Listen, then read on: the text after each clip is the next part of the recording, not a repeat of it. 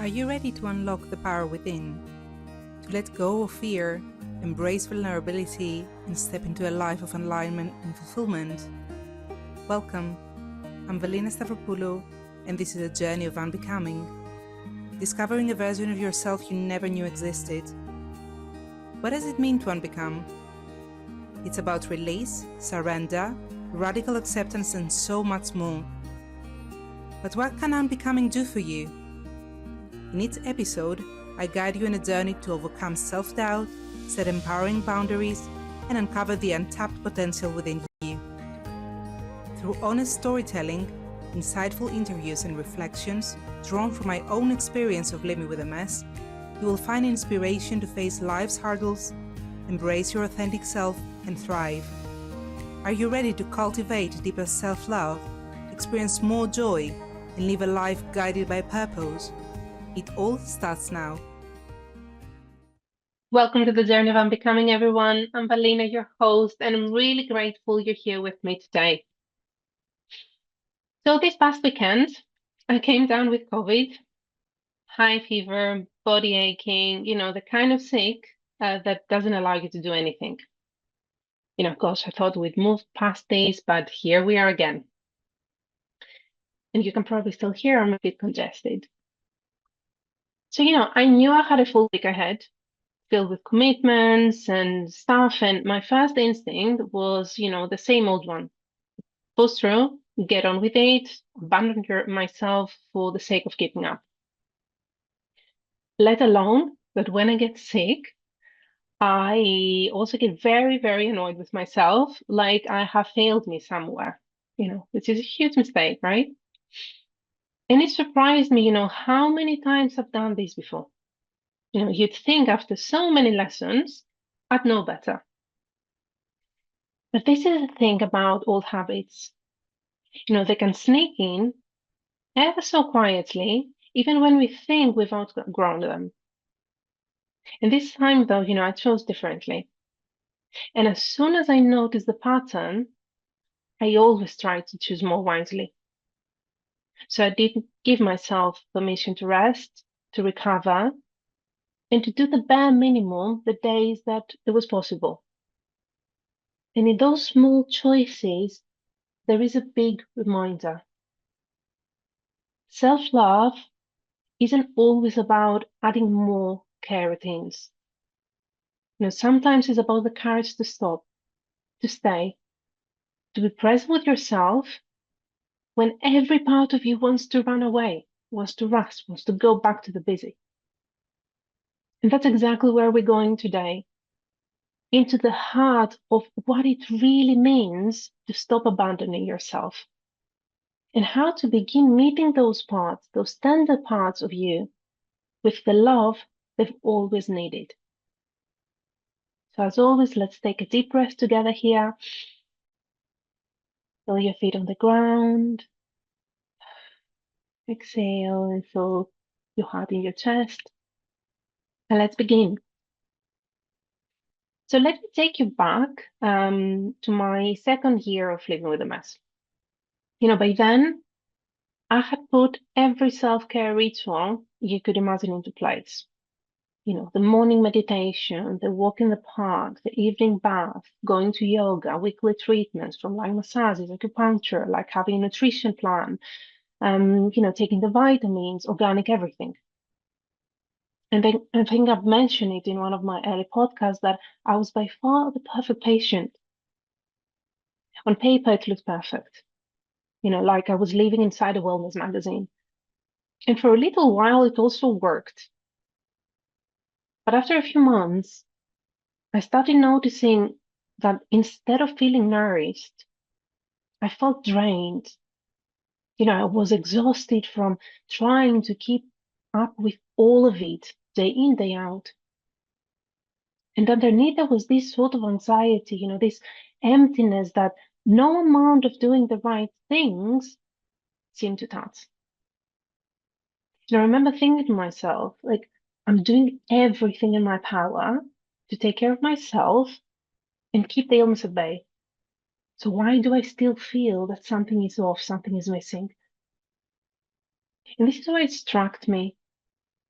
I had turned self-care into another way of leaving myself behind. It wasn't really love. It had become another goal to achieve, another perfection model sneaking into the back door. I had mistaken the routines for the journey itself. And the truth is, healing couldn't come only from the structures I had put in place. I was so busy doing all those beautiful self-caring things that I forgot the most important part, how to simply be with myself, to stay with the anxiety, to sit with the fear of the unknown, to face the reality of my diagnosis instead of layering over it more rituals, that looked lovely and worked but didn't reach the rawness underneath. And I think so many of us fall into the same trap. We confuse self-care with self-love. We believe that if we just keep up with all those routines, buy the right products, do the rituals, follow the practices, like that will feel whole somehow. But self-love is not something you can tick off a list. Self-love isn't a noun, it's a verb. It's not what you do for yourself when you're struggling. It's how you stay with yourself when you're struggling. And that staying, of course, looks very different for each one of us. Sometimes it's pausing when you notice that your inner critic is too loud and offering yourself a kinder thought. Other times it's letting an uncomfortable emotion come up instead of distracting yourself away from it. Or it's honoring a boundary even when you know it will disappoint someone. So self-care asks, what can I do to feel better? And self-love asks, how can I be here for myself right now? Do you hear the difference? One adds, the other subtracts. Subtracts the criticism, pushing, the abandoning. So let me ask you something now. When was the last time you simply sat with yourself without trying to fix, to improve, or optimize? Just allowing yourself to be with whatever was there. When was the last time you stayed with a hard feeling instead of rushing to distract yourself from it? Those are the moments, those tiny choices to stay, they are the beginning of real healing. And please hear me out here. I'm not saying self-care is wrong. Not at all. I mean, self-care is beautiful and necessary, but without self-love, it can only go so deep. Self-love, self-care becomes a way of completing the circle. One tends to the body, the other one tends to the soul. And maybe that's the shift we're being invited into, to let self-care, dance with self-love. So together, they bring us home to ourselves. So if self-love is about staying with ourselves, then what happens when we don't? What does it really mean to abandon ourselves? Self-abandonment shows in the thousand small ways we disconnect from our own experience. Because somewhere along the way, we learned that our feelings, our needs, or even our true self weren't quite welcome. And I'm sure you can share many examples of your own story growing up. You were told that your emotions were too much for the adults around you. You discovered that love came more easily when you're helpful, when you're high achieving, or that, the one taking care of others. You noticed that your needs were inconvenient, so you slowly stopped voicing them. Or maybe you felt that being yourself wasn't quite right somehow, So you shape into a version that felt more acceptable. And now as adults, those early patterns show up in new ways in all spectrums. Emotionally, like numbing hard feelings with work, food, scrolling, shopping, like anything that keeps you from really being with what's inside. Physically, like pushing through exhaustion, ignoring when your body says, I need rest, I need comfort, I need care. Mentally, that relentless inner critic that tells you you're not doing enough, you're not being enough, not healing fast enough. And certainly spiritually, looking everywhere outside of yourself for answers while ignoring the wisdom that lives within you. I've seen this pattern so often in my coaching clients. The moment that an overwhelming feeling rises up, their instinct is to jump straight away to fixing mode.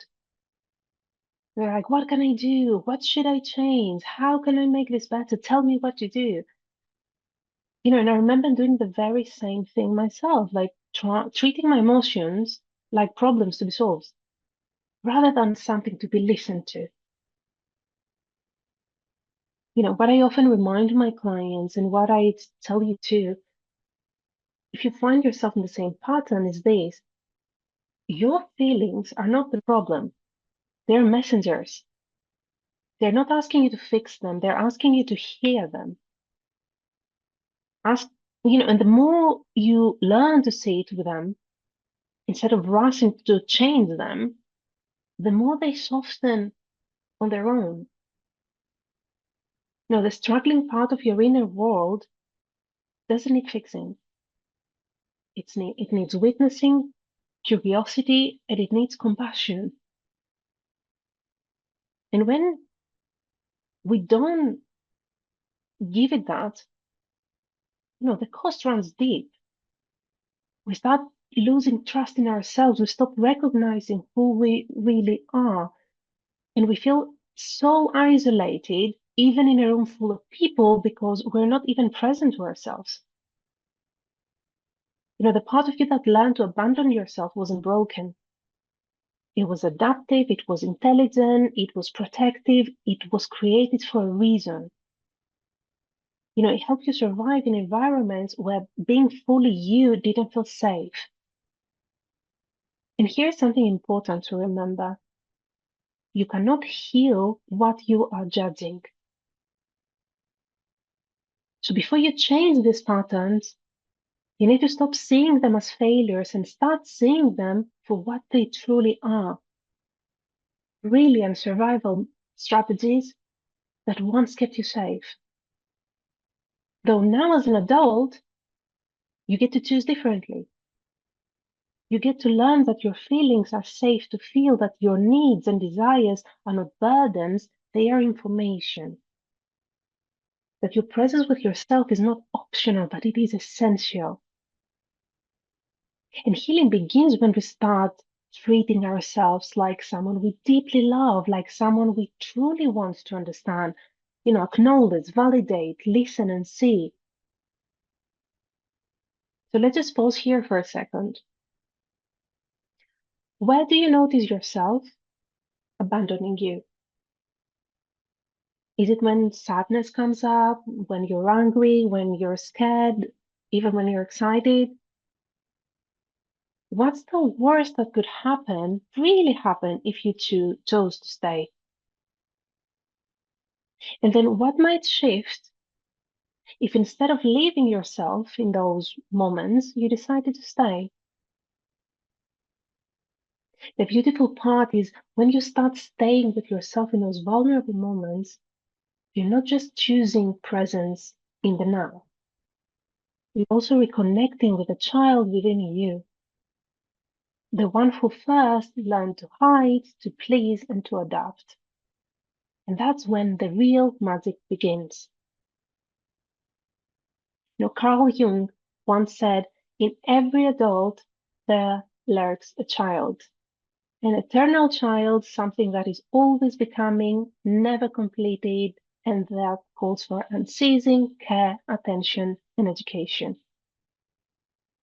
And when like we hear it so often, like heal your inner child, do the work with your inner child, but have you ever paused to wonder why this is so important? It's definitely not just another self-help phrase. The reason it matters so much is because your inner child isn't gone. The part of you is alive within you, carrying both the unhealed wounds from the past and the purest joy, creativity, excitement, and the need for love that you've ever had.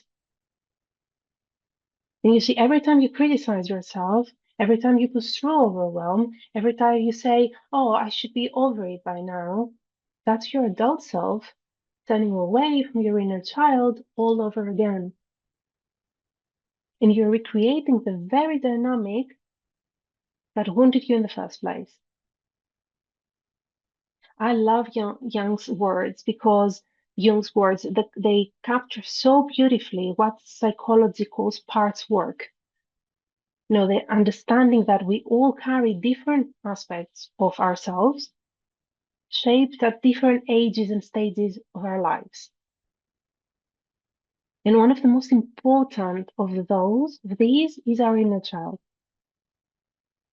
Your inner child is the part that gets genuinely excited about small things, like, finding the perfect song to sing or to dance to, or seeing a dog on the street.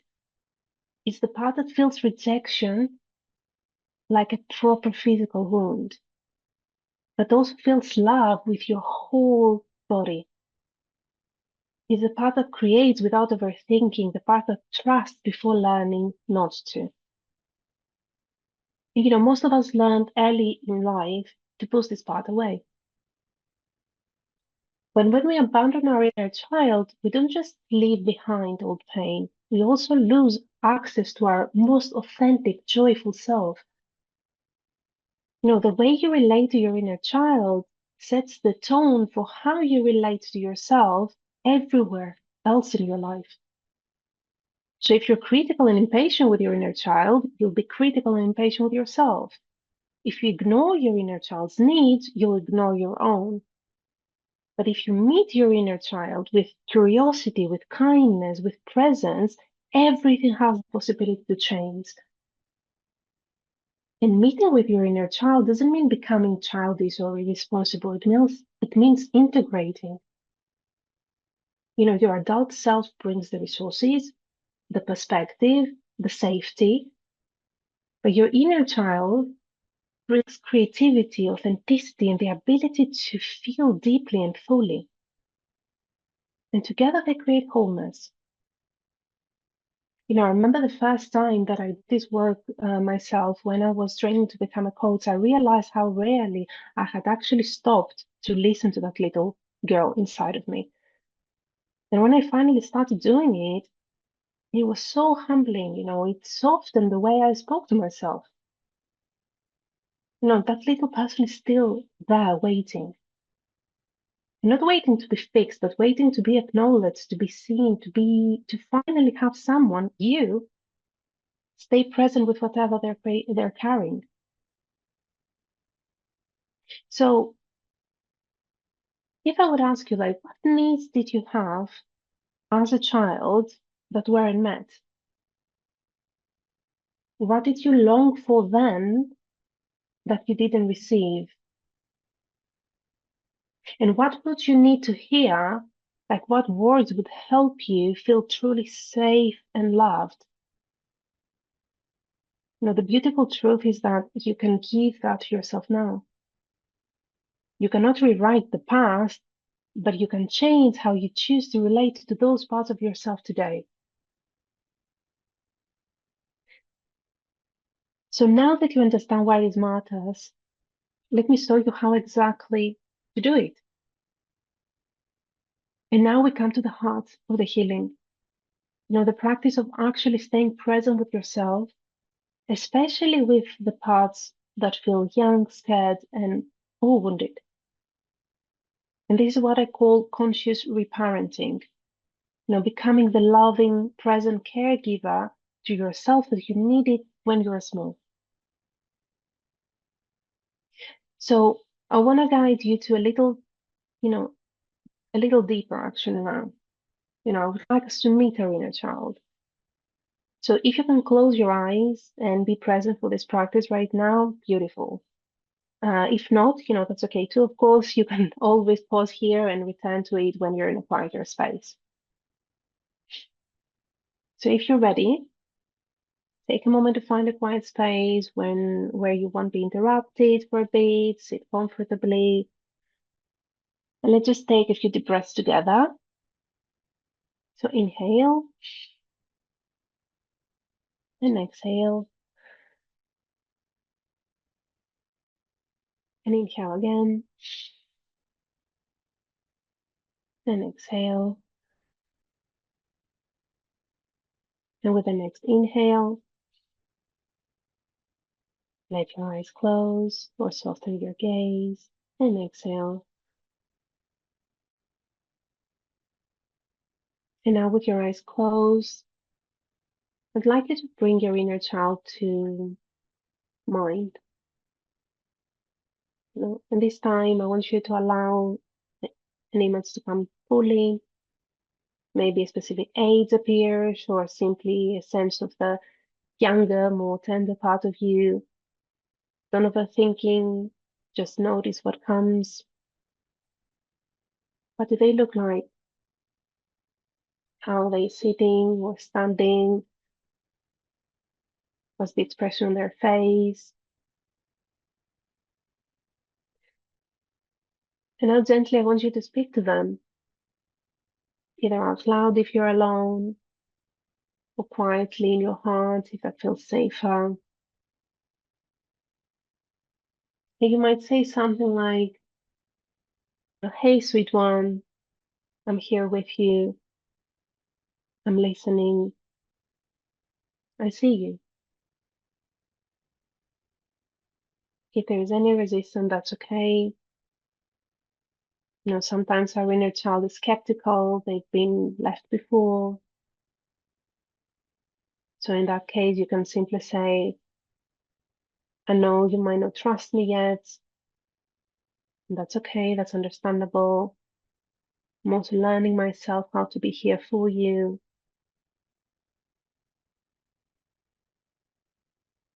It's likely to ask them, "What's going on for you right now? What are you feeling? What do you really need from me?" And I'd like you to listen. Listen not with your head, but with your heart. Maybe place a hand on your heart if it feels good. And see what comes, like maybe it's an image, a word, sensation in your body, whatever comes is enough. Just be there. And if it feels comfortable, you might imagine wrapping your little one in the most loving hug. But if they prefer to stay where they are, that's okay too. Go with what feels best for you in this moment. You feel them relaxing into that safety. You didn't come here to fix them, you came to stay, to keep the promise that you won't abandon yourself again. And as you either hold them close or simply look at them, I want you to let those words flow to them. "I love you exactly as you are. I see how extraordinary you are, your uniqueness. I won't abandon you when things get hard. You're safe with me. Your feelings make sense to me. You're enough. You always have been, and you always will be. There is nothing we cannot face together. You and I are in balance now." And if any of these words feel too big or unfamiliar right now, that's okay too. Just let them wash over you like water in the shower. Your inner child will take what they're ready to receive. And take one deep breath in now and out. And now let them know this, that you don't have to go anywhere. You're always welcome here with me. And from now on, I'll keep you close in my heart until we meet again. Take another deep breath. Exhale, and when you're ready, just slowly open your eyes. Notice how you feel. Maybe there is sadness, there is tenderness, or even numbness, but all of it is welcome. Healing isn't always warm and fuzzy. Sometimes it's the quiet relief of finally being seen. So it's completely normal if emotions came up or if a tear came out to your cheek, or if it is hard to even sit with your inner child at first. The more often you return to this practice, I promise you, the more natural it becomes. So with each moment you choose presence, with its act of kindness toward yourself, you rebuild trust. And this is what it means to reparent yourself. This is how you stop self-abandonment. This is how you build genuine self-love. And certainly this is the path of healing. So as we come to the end of our time together today, I want you to remember this. You're not broken. You never were. You're simply learning the beautiful art of coming home to you. Your inner child doesn't need you to have all the answers. They just need you to stay, be curious, be patient. And as you move through this week, notice the small ways you can come closer to yourself. When emotions feel heavy, allow yourself to sit with them. When, needs arise, give yourself permission to listen. And I want to leave you with one of my favorite quotes and questions. What did you love doing as a child? Those things, the drawing, the dancing, the singing, the tree climbing, weren't random. They were glimpses of your essence. Returning to them, even in small ways, is one of the simplest ways to remember who you really are. So if this episode spoke to your heart, I'd love for you to share it with someone who might need it at the moment. Come and connect with me on my Instagram at Mind Hierarchy, or find me on my website to see the ways I'm working at my website, mindhierarchy.com. I'm Valina, and this has been the journey of unbecoming. Until next time, trust your tenderness, honor your wholeness, listen to your inner child, and as always, keep unbecoming.